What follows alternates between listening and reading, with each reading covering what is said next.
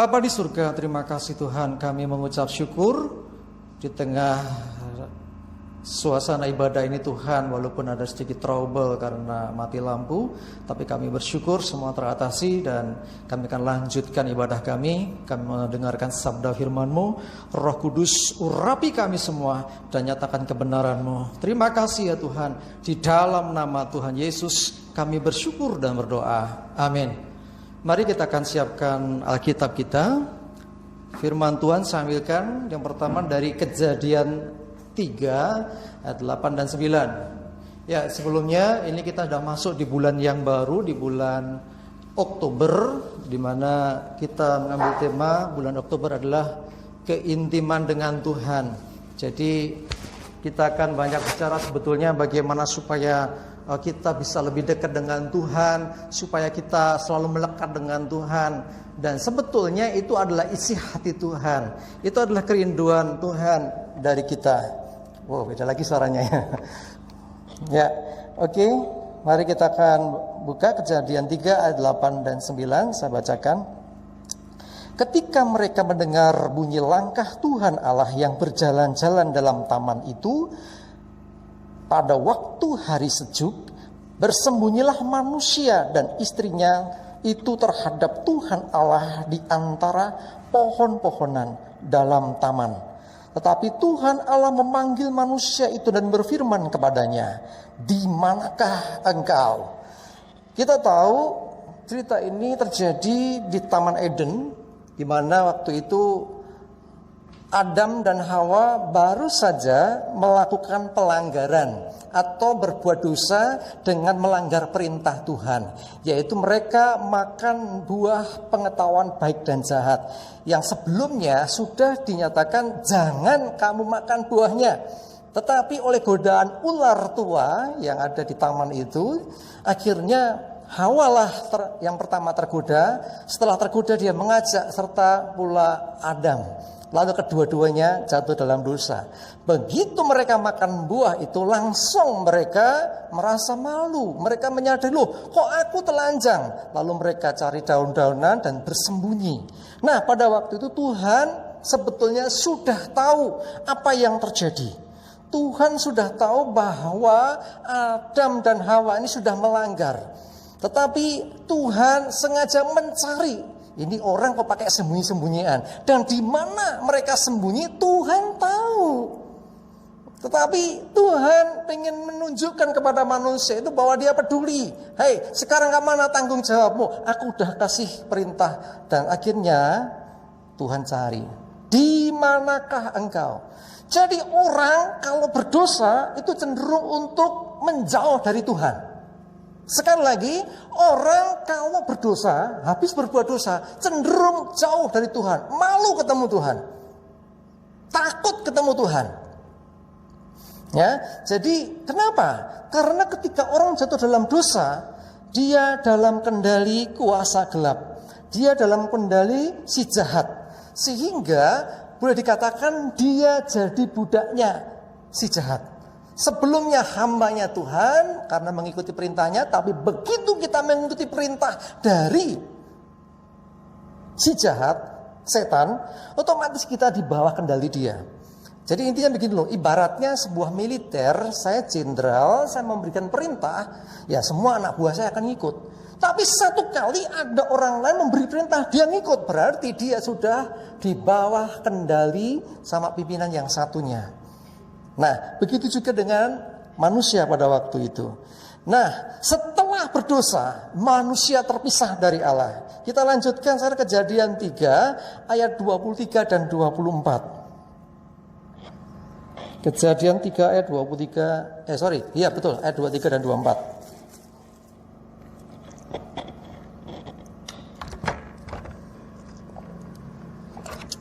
Lalu Tuhan Allah mengusir dia dari Taman Eden supaya ia mengusahakan tanah dari mana ia diambil.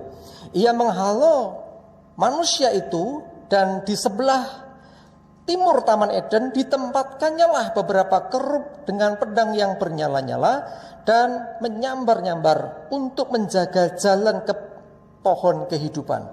Jadi setelah itu, ya setelah akhirnya nanti dibaca aja komplitnya. Jadi Tuhan memberikan teguran, bahkan memberikan hukuman juga. Ular akan berjalan dengan perutmu, makan debu dan seterusnya.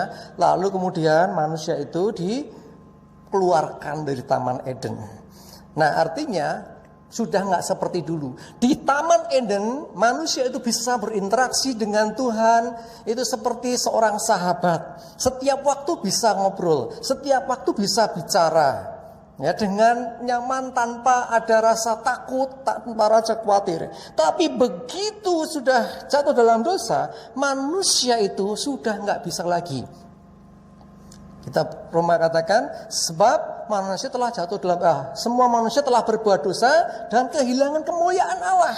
Tanpa kemuliaan Allah, manusia nggak bisa berhadapan dengan Allah. Artinya terpisah dari Tuhan. Bukan Tuhan yang mau sesungguhnya.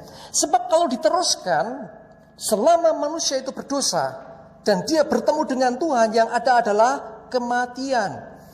Karena firman-Nya sudah berkata, kalau makan buah ini kau akan mati. Kenapa mati? Sesungguhnya bukan buahnya beracun, bukan. Yang jelas yang pertama karena melanggar perintah, yang kedua karena dia Tuhan Maha Kudus. Manusia ini yang awal mulanya juga kudus sebelum jatuh dalam dosa, tapi setelah ada dosa, manusia ini ada dosanya sehingga tidak bisa bersatu dengan Tuhan. Dia Maha Kudus, manusia berdosa. Yang kudus ketemu dengan yang dosa pasti mati. Sebab hukum Tuhan berkata, upah dosa ialah maut. Itu hukum Tuhan. Karena itu semua manusia akhirnya pada waktu itu, ya, bukan semua, ya, 2 orang, ya, Adam dan Hawa, harus diposisikan di tempat yang berbeda. Tidak bisa di Taman Eden lagi, di tempat yang baru, di bumi, di bagian yang lain, di mana ia harus mengusahakan sesuatu, ya, sebelum dia menikmati hasilnya.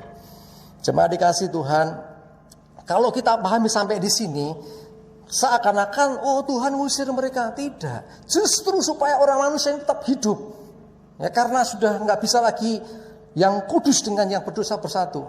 Akhirnya dia ditempatkan di tempat yang lain. Bukan berarti setelah itu terus Tuhan tidak peduli. Tuhan selalu ingin supaya manusia ini kembali lagi. Tuhan ingin hubungan yang dulu itu dipulihkan lagi. Sebab manusia ini istimewa di mata Tuhan, melebihi malaikat. Untuk malaikat, dia tidak harus berkorban, disalibkan untuk nebus Lucifer yang jatuh dalam dosa. Enggak.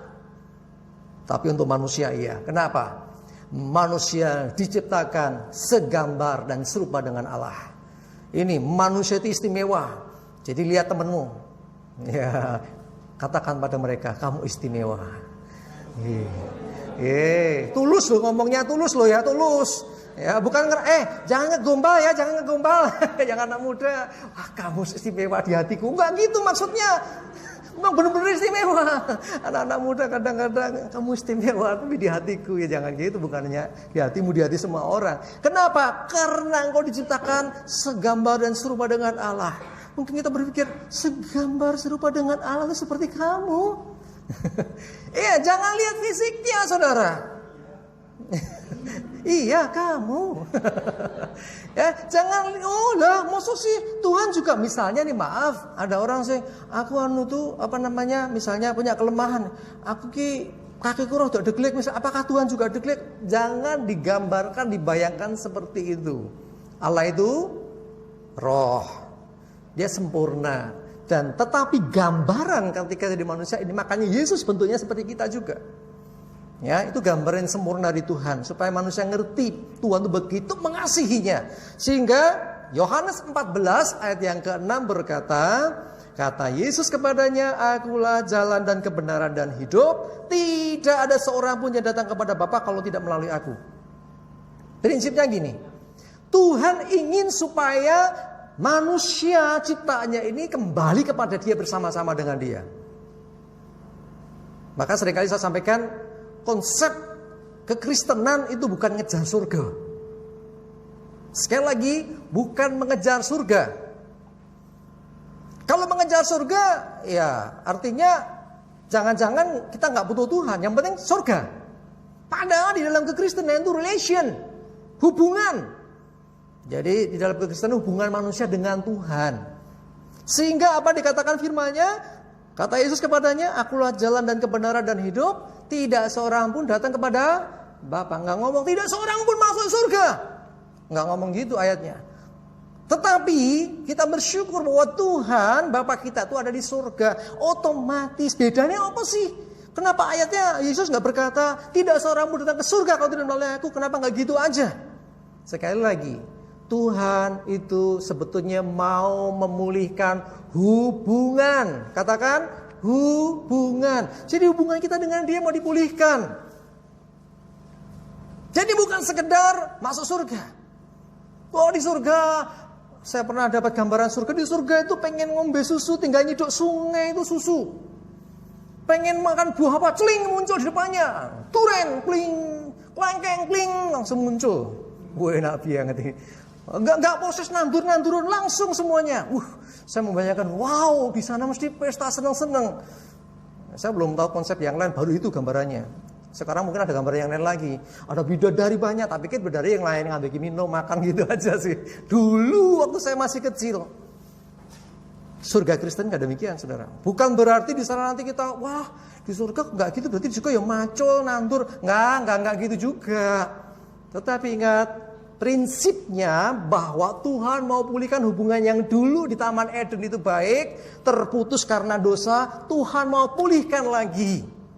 Karena Tuhan begitu mengasihi, sehingga Yohanes 3:16 berkata, karena begitu besar kasih Allah, kasih Tuhan akan dunia ini siapa? Saudara dan saya. Ia karuniakan anaknya yang Tuhan Yesus Kristus datang ke dunia, sehingga setiap orang yang percaya kepada Yesus, kepadanya tidak binasa melainkan beroleh hidup yang kekal. Tuhan mau saudara dan saya memiliki hidup kekal. Di mana? Di tempat Yesus berada. Di mana itu? Di surga. Yesus naik ke surga kan? Masih ingat apa kata Tuhan Yesus belum naik ke surga? Yohanes 14 ayat 13. Dan apabila aku telah pergi ke situ, surga, dan telah menyediakan tempat bagimu, bagi kita, aku akan datang kembali dan membawa kamu ke tempatku. Di mana? Di surga. Supaya di tempat di mana aku berada, di mana? Di surga, kamu pun berada. Jadi otomatis sebetulnya ayat Yohanes 14 ayat yang ke-6 tadi yang berkata tidak seorang pun datang kepada Bapa, itu maksudnya ya ke surga. Cuman diberi pengertian lebih dalam lagi dari sekedar tempat. Yang kita butuhkan bukan nyari tempat surga, tapi hubungan kita dengan Tuhan dipulihkan. Amin. Makanya di dalam Alkitab juga disebutkan ada yang namanya Yerusalem baru. Ya, jadi istilahnya dipakai oleh Tuhan supaya manusia mudah membayangkan, menggambarkan seperti apa kehidupan nantinya di sana. Dan di sana tidak ada tangis dan air mata. Nah, kitab Wahyu katakan nggak ada tangis dan air mata. Artinya di sana penuh damai sejahtera dan sukacita. Di sana nggak ada kelaparan. Nggak tahu di sana susu airnya sungainya susu atau bukan. Saya pikir bukan. Baru kosono. Apa pengen gaya teh? Susu tapi nggak pengen raiso. Repot kan? Ya air saja. Susu juga ada, semua ada. Saya percaya kelimpahan di surga itu ada semua. Cuman sekali lagi prinsipnya bukan ngejar surga, tetapi ngejar Tuhan, pemulihan hubungan dengan Tuhan. Amin. Ya, pada waktu Yesus menyerahkan nyawanya di Bukit Golgota, itulah proses pemulihan hubungan itu mulai terjadi. Coba lihat Markus 15 ayat 37 sampai 38. Ini sebenarnya gambaran, tetapi dinyatakan dalam wujud nyata. Markus 15 ayat 37 sampai 38, saya bacakan. Lalu berserulah Yesus dengan suara nyaring dan menyerahkan nyawanya. Ketika itu tabir bait suci terbelah dua dari atas sampai ke bawah. Oh, dikatakan Yesus menyerahkan nyawanya, lalu terjadi gempa bumi, ceritanya gitu kan. Dan tirai atau tabir bait suci, bait Allah itu terbelah jadi dua. Keren, tabir di mana? Saya cari referensi, saudara. Di beberapa literatur ditemukan bahwa yang dimaksud tabir ini adalah sebuah semacam korden, dalam bahasanya korden. Ada terjemahan korden juga ya. Itu memisahkan antara ruang suci atau ruang kudus dengan ruang maha kudus. Bedanya apa ruang kudus dengan ruang maha kudus? Ruang maha kudus hanya bisa dimasuki imam besar yang sudah mentahirkan diri dengan korban darah domba. Zaman dulu gitu. Jadi tidak semua orang biasa bisa masuk ke sana.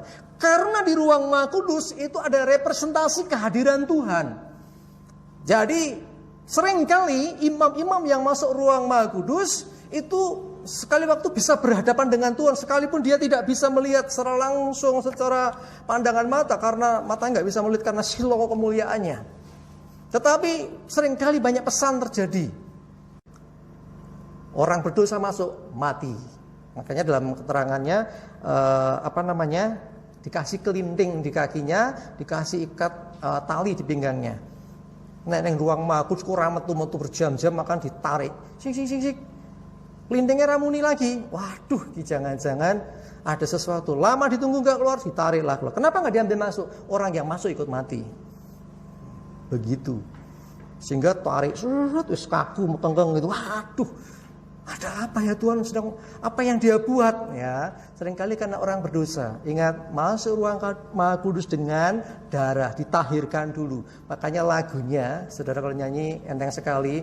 Maka saya pesan kalau saudara pergi ke Holy Land, ya, hati-hati nyanyi lagu itu karena di sana bukan orang Kristen, kebanyakan banyak juga orang Yahudi. Ku masuk ruang maha kudus dengan darah anak domba. Kue po imam gitu loh. Betul, lagu itu tidak disalahkan, tapi yang boleh ngomong seperti itu imam besar. Orang biasa kok nyanyi gitu. Itu pemahaman konsep dari penyembahan zaman dulu antara ruang kudus dan maha kudus. Disekat tirai, waktu Yesus mati di atas kayu salib, tirai terbelah, terbuka. Itu gambaran sesungguhnya hubungan manusia dengan Tuhan dipulihkan. Jadi orang-orang biasa sudah bisa lagi, tidak terhalang tirai lagi untuk berhadapan dengan Tuhan. Tapi harus dengan darah Yesus. Ya, darah anak domba. Anak domba Allah itu bicara tentang Yesus. Zaman dulu darah anak domba beneran. Tetapi di perjanjian baru setelah Yesus mengorbankan darahnya, akhirnya kita menangkap pesannya bahwa sesungguhnya darah anak domba di perjanjian lama itu simbol atau gambaran dari nantinya akan datang darah anak domba yang sesungguhnya, yaitu darah Yesus Kristus yang memungkinkan setiap orang untuk bisa datang kepada Tuhan. Tanpa darah yang kudus itu, setiap kita tidak bisa berhadapan dengan Tuhan, pasti mati. Tapi sekarang saudara berani nyembah, masuk ruang sudah nyanyi sungguh-sungguh itu di alam roh terjadi loh. Jadi jangan heran, kadang-kadang orang sungguh-sungguh menyembah Tuhan, tiba-tiba ada rasakan hadirat Tuhan kuat sekali.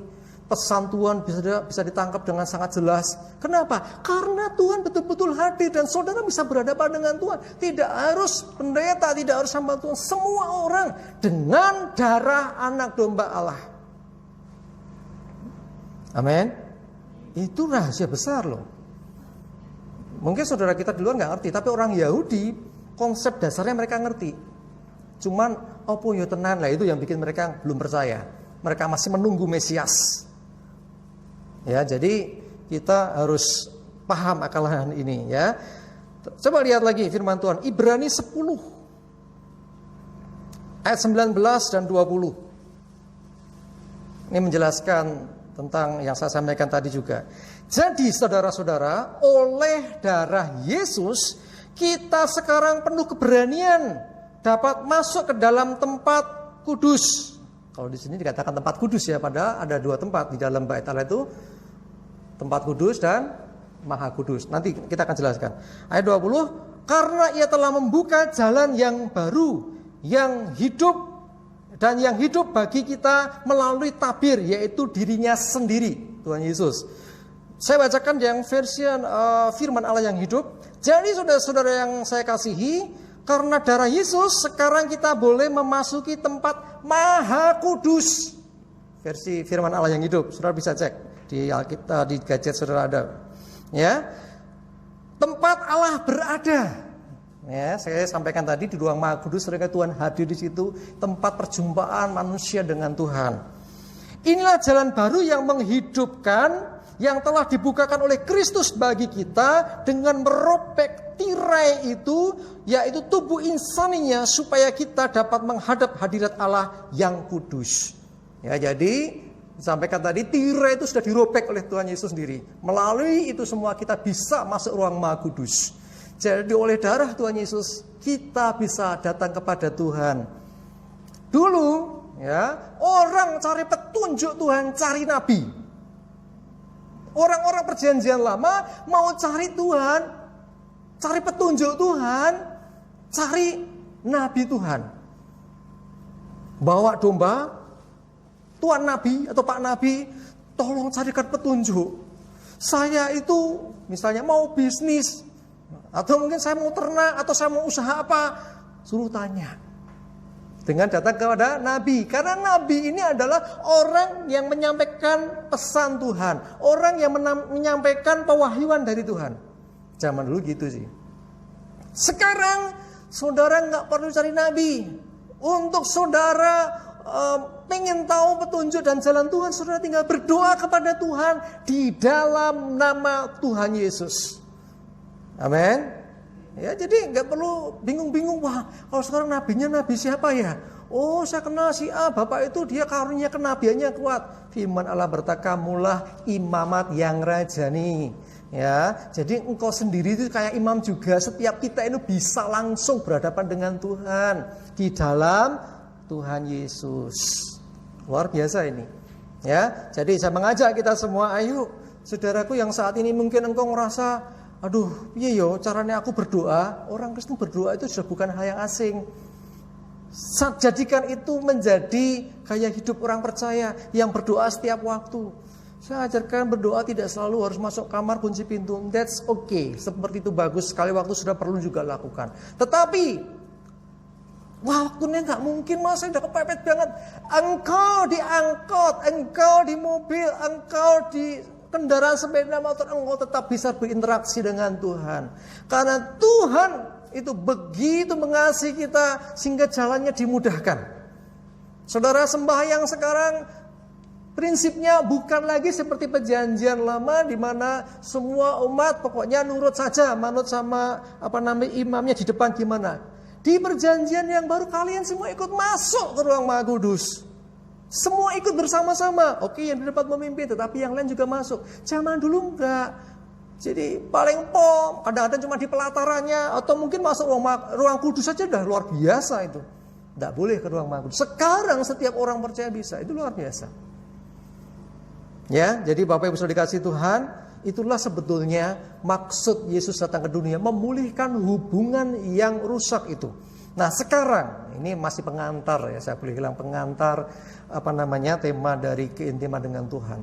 Jadi intinya sekarang kalau Tuhan sudah membuka jalan sedemikian, maukah kita datang kepada Tuhan dengan segenap hati kita, menyembah Tuhan dengan sepenuh hati. Kadang-kadang maaf orang Kristen diberikan kasih karunia sedemikian rupa, mau nyembah Tuhan ya. Kadang-kadang muji Tuhan saja juga pokoknya nyanyilah. Yang kita puji Tuhan, bukan teman kita, bukan pendeta, bukan pemimpin pujian, tapi Tuhan. Pastikan bahwa engkau memberikan pujian yang terbaik buat Tuhan. Saat memuji, fokusnya Tuhan. Ya tadi agak terganggu sih. Mati lampu, Pak. Menyembah Tuhan, aduh lampunya mati. Ya sekilah teknis ya. Tetapi saya harap yang lain tetap sudah ada yang ngurusin, fokus ke Tuhan saja. Selesai yang lain ngurusin, langsung kembali fokus ke Tuhan. Ya, jadi intinya itu ya. Jangan sampai kita istilahnya menyepelekan akan hadirat Tuhan. Itu yang pertama. Yang kedua, ketika saudara berdoa ini biasanya kayak doa makan. Doa makan dia, Tuhan berkati makannya, amin. Nah saya gitu, doanya anak saya Seva tuh, Tuhan Yesus berkati makanan ini, amin. Nah, anak kecil gitu udah luar biasa saudara. Nah saudara doanya juga gitu. Mosok yo anak 3 tahun karo 30 tahun podo doanya gitu. Mau berangkat, Tuhan aku berangkat aja, pelindungi berkati, amin. Waduh, saudara mari tingkatkan ya. Artinya bukan masalah waktunya, tetapi masalah kesungguhannya dengan Tuhan.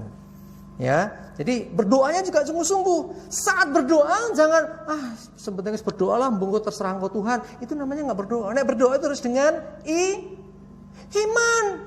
Berdoa harus yakin. Ya, firman Allah berkata, jika engkau berdoa, yakinlah bahwa engkau sudah menerimanya, maka hal itu akan diberikannya kepadamu. Jadi gitu doanya, aku yakin Tuhan, engkau pasti tolong, aku percaya, engkau sanggup dan engkau lakukan sesuatu. Aku percaya dalam nama Yesus gitu. Jadi dengan sepenuh hati. Amin. Ya, jadi kalau sudah berdoa dengan sepenuh hati, ternyata menghadapi masalah, tenang. Tuhan sudah mendengar doamu. Tuhan yang sama akan menyertaimu. Oh anakku, kamu tadi berdoa minta perlindungan ya.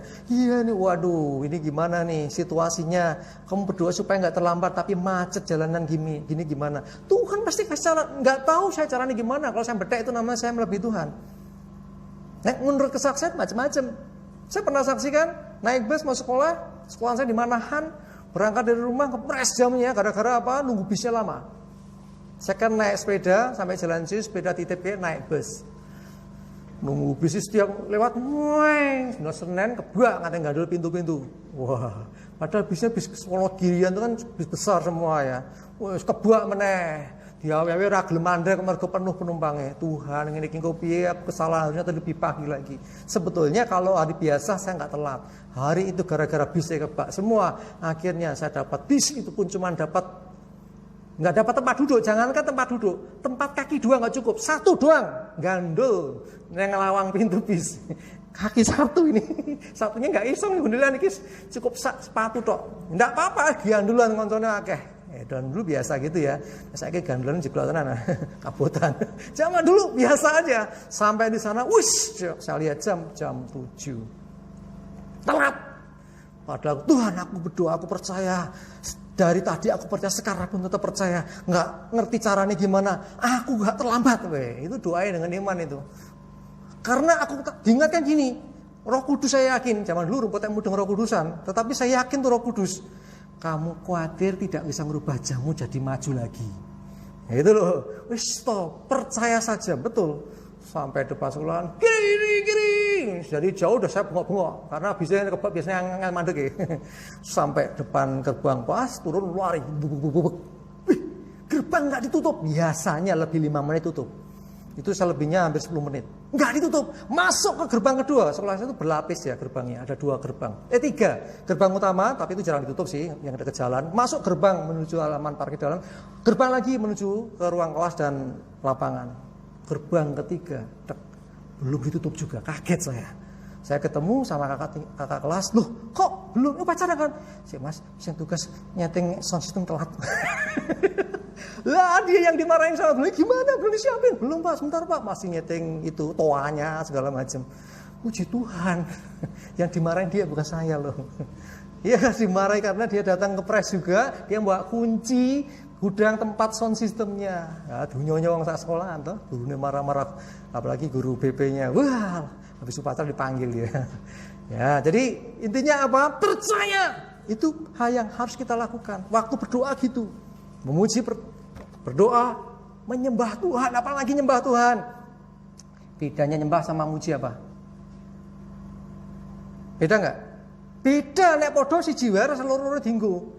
Koken kata-kata, memuji iki ngelem, wah Mbak Vika cantik sekali, itu memuji. Nek menyembah, enggak boleh manusia disembah. Ya, sama memuji kita, oh Tuhan kau sungguh baik. Engkau menyanyikan salah satunya dengan lagu. Tidak harus hanya lagu saja, ya. Tapi kalau menyembah itu sebetulnya sikap hati kita terhadap Tuhan. Kalau saya lihat ketoprak itu nyembah mesti gini. Sembah kula kunjuk untuk ngarso dalem, ya gitu loh. Jadi artinya sebagai merendahkan diri, sikap merendahkan diri, mengakui dia berkuasa dan kita ini hanya hamba. Sikap hati yang sungguh, yang tulus, sambil menyatakan pujian bisa. Ya, jadi harus sungguh-sungguh. Dalam setiap ibadah kita selalu ada penyembahan. Saat penyembahan lakukan dengan sungguh-sungguh. Ya, jangan semimpin aja dengan harapan sampai aku melu tok, aku amin, melu amin. No, jangan gitu. Saya kasih tahu, saat Tuhan hadir, Tuhan lihat kamu satu-satu loh. Imani, saat kau menyembah Tuhan, Tuhan di hadapanmu memperhatikanmu. Bayangkan Mbak Tasya, maaf ya Mbak contoh aja, nyembah Tuhan sak-sae nek perlu main HP di roe anan, Tuhan depannya, Tasya, katemu nyembah aku. Loh, rasanya apa coba? Sayangnya banyak sekali kita seperti itu dan tidak menyadari akan kehadiran Tuhan. Saya mau beritahu, saat engkau menyembah Tuhan, saat engkau memuji Tuhan, Dia bertahta atas pujian kita. Dia hadir. Engkau nggak melihat, tapi Dia ada. Kadang-kadang, kenapa nggak ngerasa ke? Karena keterbatasan saudara. Sesungguhnya Tuhan hadir. Amin. Nek enggak ngapain kita nyembah Tuhan? Tuhannya jauh sekali. Enggak, Tuhan hadir. Dia ini omnipresent, hadir di mana saja. Ketika ada orang memuji Tuhan, menyembah Tuhan, Dia hadir. Ayo saya mengajak kita semua. Tuhan yang membuka jalan. Dia yang memulai. Manusia berdosa, dia sembunyi, Tuhan yang cari. Di manakah engkau? Dicarinya manusia itu. Setelah ketemu kemudian, akhirnya singkat cerita berikutnya di zaman perjanjian baru di mana Yesus datang. Dia buka jalan lagi. Tirai penghalang ini harus dibuka. Dibukalah melalui kematian di atas Golgota. Setelah itu apa yang terjadi? Seharusnya kita lebih sering datang kepada Tuhan. Karena sudah tidak ada penghalang lagi. Dan tidak dibatasi. Semua orang bisa datang kepada Tuhan setiap waktu. Melalui darah Yesus. Amin. Oke, kita tundukkan kepala sama-sama. Terima kasih Tuhan, kami bersyukur. Biarlah kebenaran firman-Mu ini Tuhan. Engkau Roh Kudus yang tolong kami. Untuk bisa menangkap. Bahkan kami melakukan dalam hidup kami. Yang berdoa saat ini ya Tuhan. Supaya setiap kami yang selama ini merasa jauh. Tuhan pulihkan hubungan kami. Kami merindukan Engkau Tuhan. Kami mau Engkau lebih dari segalanya. Engkau sudah membuka jalan bagi kami. Engkau sudah merobek tirai itu bagi kami. Sehingga setiap saat kami bisa datang kepadamu ya Tuhan. Melalui darah Yesus Kristus. Terima kasih ya Tuhan. Biarlah Engkau bawa kami mengalami keintiman lebih lagi dengan Tuhan. Mengalami hubungan pribadi dengan Tuhan yang dipulihkan. Terima kasih ya Tuhan. Kami bersyukur Roh Kudus tolong kami. Jadikan kami pelaku-pelaku firman Tuhan. Untuk kami mengalami sendiri hadirat Tuhan. Mengalami sendiri hubungan pribadi dengan Tuhan. Semakin hari semakin melekat. Dan kami percaya Tuhan. Engkau akan nyatakan, singkapkan banyak hal atas hidup kami. Terima kasih, terpujilah nama Tuhan. Di dalam nama Tuhan Yesus. Mau berdoa menyerahkan setiap hidup kami semua. Seluruh umat-Mu yang hadir dalam ibadah ini. Dan juga setiap pemirsa yang menyaksikan tayangan ini. Semua dilawat Tuhan. Mengalami pemulihan hubungan pribadi dengan Tuhan. Di dalam nama Tuhan Yesus. Terima kasih ya Tuhan. Segala hormat dan pujian dan kemuliaan bagi-Mu. Di dalam nama Tuhan Yesus Kristus. Kami bersyukur dan berdoa. Haleluya. Amin.